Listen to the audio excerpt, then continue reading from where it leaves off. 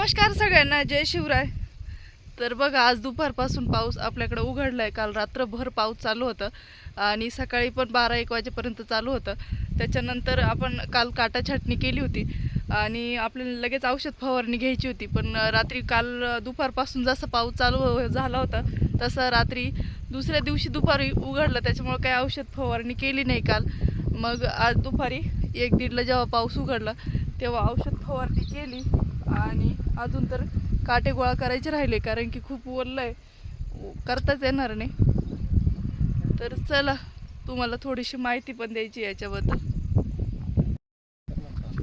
तर नमस्कार मित्रांनो, आपण झाडाची काटा छाटणी केली. काटा छाटणी करणं गरजेचं झालं, कारण की झाडामध्ये गर्दी खूप झाली होती आणि फळं जास्त असल्यामुळं सूर्य वगैरे व्यवस्थित बसत नव्हता. त्याच्यामुळे आपण काटा छाटणी करून घेतली. ठीक आहे, वातावरण खराब आहे, वातावरण शक्यतो काटा छाटणी करणं थोडं चुकीचं आहे, पण पर्याय नव्हता. तारींवरती लोड येत होतं जास्त आणि भरपूर फळांना काटे पण घसत होते. त्याची क्वालिटीचे फळं आहे मोठे त्यांना, तर ते आपण कवर करू, काही प्रॉब्लेम नाही. त्याच्यानंतर आपण स्प्रे घेतला लगेच आणि स्प्रे आपल्याला चालूच आहे, तर त्याच्यामुळं त्याचा काही प्रॉब्लेम येणार नाही. तर अशा पद्धतीने काटे पूर्णपणे आपण झाड तुम्ही समोर बघू शकता पूर्णपणे खाली करून घेतलं आहे.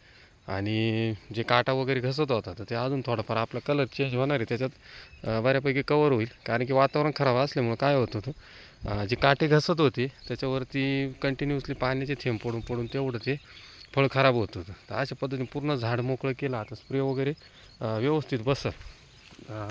त्याच्यानंतर हे बघा, बघू शकता पूर्ण मोकळं झालं. पहिले खूप गर्दी झाली होती, तर ह्या दिवसात शक्यतो करणं चुकीचंच आहे, पण मग आपण पर्याय नसल्यामुळं आपण ती काटा छाटणी करून घेतली. त्याच्यानंतर बऱ्याचशाच कमेंट आल्या की पहिल्यापासून म्हणजे बागेची माहिती वगैरे सांगा.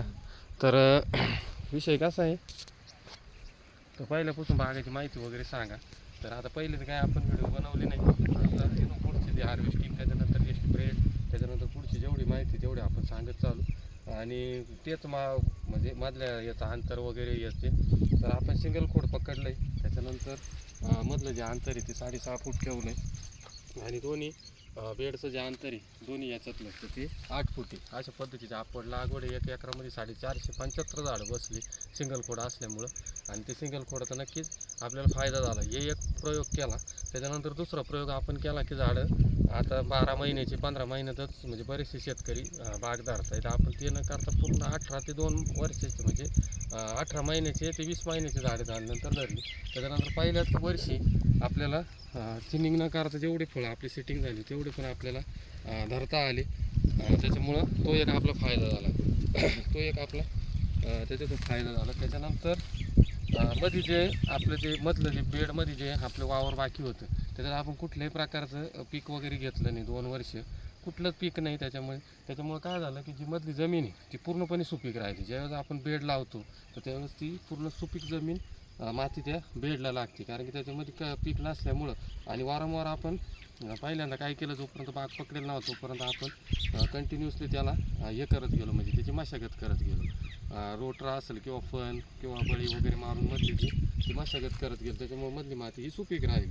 आणि ती ज्यावेळेस बेडला लागत तिथे ती एक खताचं काम करू राहील. त्याच्यामुळे कुठंतरी आम्हाला वाटतं की त्याच्यामुळं झाडं किंवा फळं आपले एवढ्या क्वालिटीचे, तर कुठल्याच फळाला डाग वगैरे नाही. तुम्ही समोर बघू शकता कुठल्याच फळाला डाग वगैरे कसल्याही प्रकारचं काहीच विषय नाही. फक्त जे डाग आहे तर ते काटा घसणीचेच होते, तर ते पण आपण आता बंद केले. तर ते पण तुम्हाला दाखवतो मी.